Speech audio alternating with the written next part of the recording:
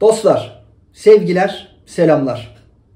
Bu hafta da güncel tebliğ çalışmalarımızla karşınızdayız. Ancak bu hafta tebliğ okumalarına geçmeden önce hem Instagram tarafında hem YouTube tarafında soru cevaplar şeklinde paylaştığım bilgileri daha kapsül bir şekilde, daha ulaşılabilir, daha anlaşılabilir olması adına 1 dakikalık kesitlerle paylaşmaya başladım. Hal böyleyken de birçok kişi bu bilgiler nereden geliyor diye sorular sormuşlar. Takdir edersiniz ki her birine ayrı ayrı cevap verme gibi bir durum söz konusu benim tarafımda olamıyor.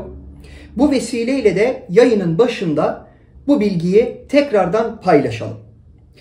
Değerli arkadaşlar, bu paylaştığım bilgiler üst boyutlarda vazife halinde olan, bizim tekamülümüze destek olan ruhsal varlıkların, ruhsal yoldaşların bizlerle medyum aracılığıyla kurdukları iletişimde kendilerine sorduğumuz sorulara karşılık üst boyut perspektifinden bize verilen cevapların paylaşımıdır.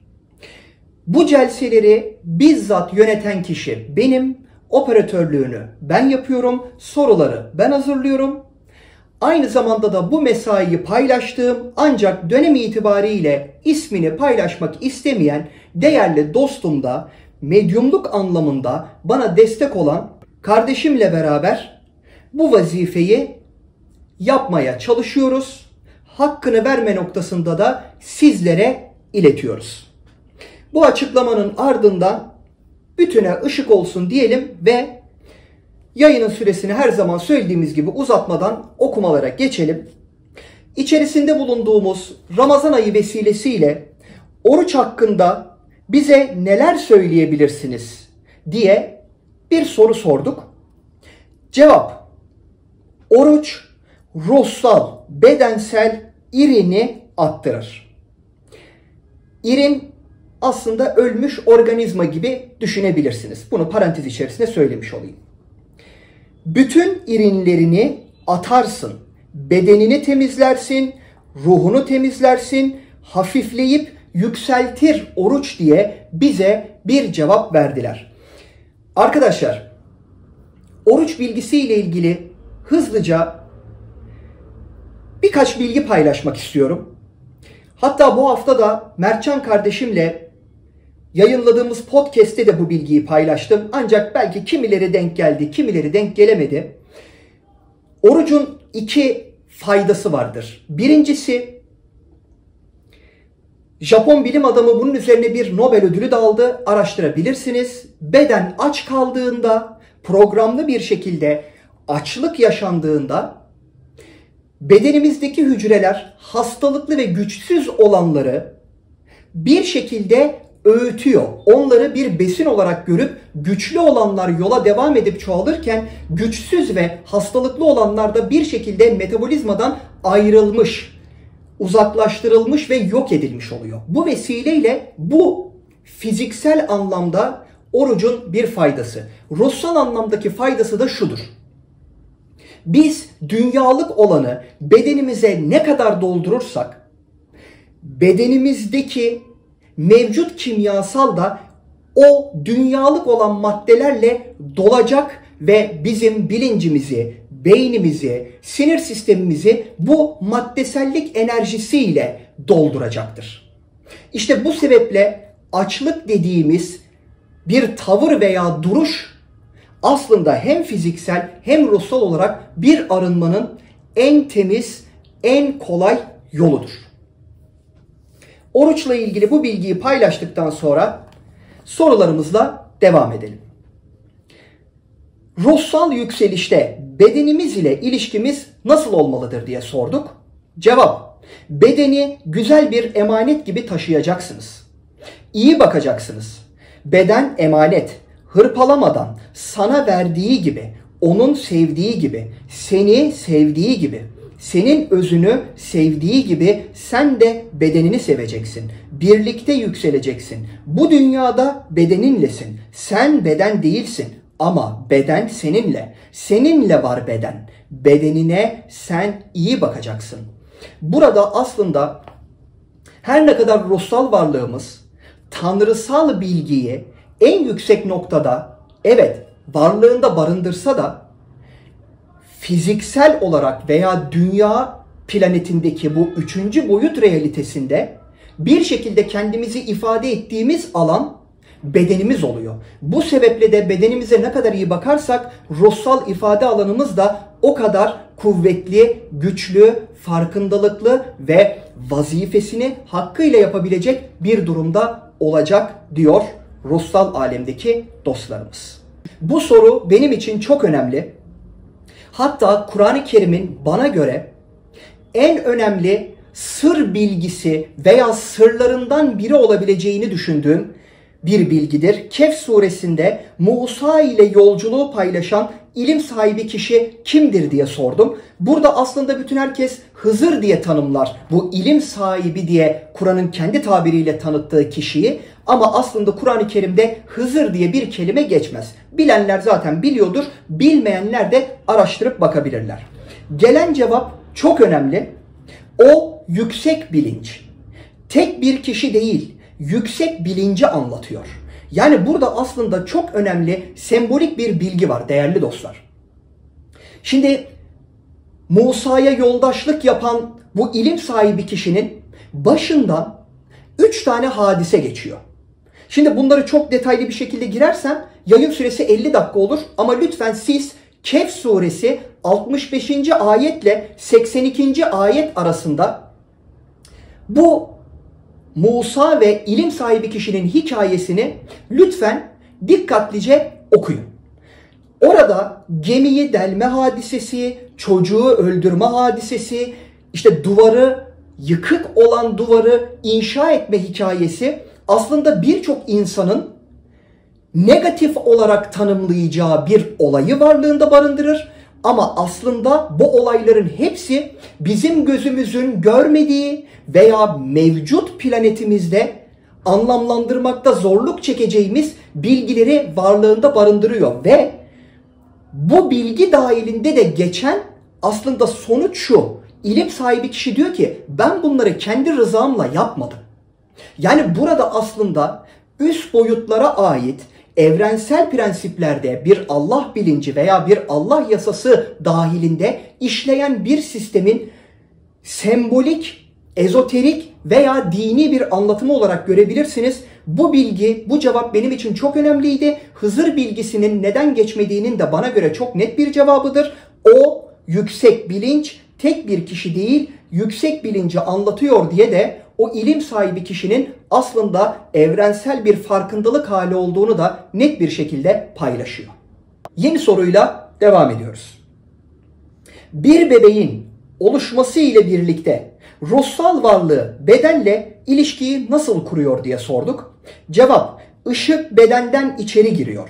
Bedenler tek değil, ışık bedenden içeri giriyor diye bir cevap verdiler. Ben de akabinde cevabı ve soruyu tamamlayıcı nitelikte olacak şekilde ışığın bedenden içeri girmesi tepe veya solar plexus yani göbek bölgesindeki çakradan mı giriyor diye bir soru sordum. Bildiğiniz gibi spiritüel ekolde işte gümüş kordon diye bir bilgi vardır. Aslında buna ithafen yani tepe çakrası ruhsal bağlantımız ve akabinde bir ruhsal bağlantı noktasında da astral bedenimizle olan aslında bağlantı bilgisinde de spiritüel öğretinin bilgisi işte bu gümüş kordon biraz önce söylediğim buna istinaden gelen cevap. Tek bir nokta gerekmiyor. Işığı görüyor ve giriyor. Beden ışık olarak gözüküyor. Çocuk doğduğunda ışık her yerden nüfuz eder diye bir bilgi geldi. Aslında burada da çocukların o yüksek saflığı ve burada aslında ilk varoluştaki o yüksek bilginin sonrasında insanın mevcut yaşayışıyla aslında tortulandığının da bence çok güzel bir cevabı. Burada bu şu anda iki paylaşacağım kitap çok önemli. Eğer okumayanlar varsa veya ilgilenenler varsa tedarik edip bu bilgilerden faydalansınlar. Parantez içerisinde bu bilgiyi aktarmış olayım. Soru: İlahi Nizam ve Kainat kitabı hakkında bize neler söyleyebilirsiniz diye sordum. Cevap: görevi devam ediyor. Ruhun uyanışı için ışık işçileri yazdırdı onu. Yüceltsin diye. Görevi devam ediyor. Değerli çok. İlahi Nizam ve Kainat kitabı değerli vazifeli Bedrullah Selman tarafından 1954 yılında önder vazife planından aynı bizim bu yaptığımız çalışmalara paralel bir şekilde üst boyutlara ait ve bu dünyadaki insan bilgisinin tekamülü üzerine alınan bilgilerin derlenip kitap haline getirilmiş bir ruhsal külliyattır, bir tekamül kılavuzudur ki ben Kur'an-ı Kerim'le de karşılaştırmasını gerçekten mesai harcayarak yaptım. Bana göre kesinlikle bir çelişki yok ve ruhsal anlamda birkaç basamağı hızlı atlattıracak bir kaynak olduğunu düşünüyorum. Ruhsal alemdeki dostlarımız da bu şekilde bir cevap verdiler ki ilahi nizam ve kainatla ilgili de bir parantez açayım. 50 küsür yıl banka kasasında bekletildikten sonra vazife bilgisi, yani 2012 eşiği sonrasında 2013 yılında bilginin yazdırıldığı veya vazife olarak belirlenen 3 kişiye, işte bir tanesine aktarıldıktan sonra kitap basılıyor. Ben burada şunu net bir şekilde söyleyeyim. Aslında kitabın bu kadar uzun süre banka kasasında durup da sonrasında basılmasının o dönemde verilen bilgilerin günümüzde bizzat yaşandığının aslında sağlaması olmasının bir niteliğini varlığında barındırıyor diye de sizinle paylaşmış olayım. Hatta yanlış hatırlamıyorsam kitabın 284. sayfasından itibaren de günümüzde yaşanacak olaylara ne şekilde ışık tuttuğunu ve birebir yaşandığını da sizler de okuyup sağlamasının nasıl yapıldığını görebilirsiniz. Yeni bir soru. Bu kitapta benim yolculuğumda çok faydalandığım, çok istifade ettiğim bir kitaptır. Onunla ilgili bir soru sordum. Ölümsüz Üstadların Gizli Yaşamı ve Öğretisi kitabı hakkında bize neler söyleyebilirsiniz diye sordum. Bu kitap da Akasha Yayınlarından 3 ciltlik normalde bir kitaptır. Ancak sonrasında 3 cilt birleştirilerek bir gezginin Himalayalar, Hindistan, Tibet gibi bölgelere bir heyetle gidip orada bu yükselmiş üstadlarla geçirdiği vakti ve onlarla deneyimlediği hakikatleri bizzat kendi kalemiyle yazdığı notlarından oluşmuş bir kitaptır. Muazzam bilgiler içerir. Ruhsal tekamül noktasında, dünyaya bakış açısı noktasında mükemmel bir ışık tutucudur. Bu bilginin arkasından da gelen cevap, anlayabilene, alabilene o da iyi. Faydası var. Görevli yazıldı. Görevini alabilenlere görevini yerine getiriyor diye de bir cevap verdiler. Son sorumuz ve bence çok önemli bir soru. Kuantum fiziği hakkında bize neler söyleyebilirsiniz? Gözlemci etkisini hayatımızda nasıl kullanabiliriz diye sordum. Yine burada cevaba geçmeden önce bir parantez açmak durumundayım. İlgilenenler yine bilirler. Çifte yarık deneyi arkadaşlar araştırın. İnsan bir şeye odaklandığında elektronların davranış biçimi değişiyor. Ancak bakmadığında, o alana dikkat etmediğinde yine elektronların davranış şekli değişiyor. Bu da nasıl oluyor? Dikkatli baktığınızda, zihniniz oraya odaklandığında fizik yasalarına göre elektronlar davranırken oraya dikkat etmediğinizde veya o alana dikkat etmediğinizde fizik yasalarının ötesinde davranıyor. Tabii bunun detayını lütfen açın, araştırın, bakın. Cevap: herkes anlayamıyor. Yüzeysel bakan çok. tam derinine inen hayatında kullanır. Her şeyin bir olduğunun biliminiz ile size gösterilmesidir. Bakın bu cevap çok önemli arkadaşlar. Her şeyin bir olduğunun biliminiz ile size gösterilmesidir. Ki bir parantez açayım, ben her zaman bunu söylemişimdir. Dinsiz bilim olmaz, bilimsiz din olmaz veya bilimsiz ruhsallık olmaz. Bunu manevi anlamda nereden bakarsanız bakın bilimle daima bir aradadır ki benim yayınlarımı düzenli izleyen insanlar zaten benim devamlı bilimsel verileri kullandığımı bilirler. Çünkü bilim evrensel hakikatlerin, tanrısal prensiplerin, manevi hakikatlerin günümüzdeki aslında ifşalarıdır, keşif sahalarıdır. Ve cevaba devam ediyorum. Her şeyin bir olduğunu görür, her şey enerji ve bir. Aynı yerden geliyor. Derinini anlayan çok az. Yüzeysel söyleyip söylediğini de anlamıyor kimisi. Tam anlayan tam kullanır, hayatında da kullanır.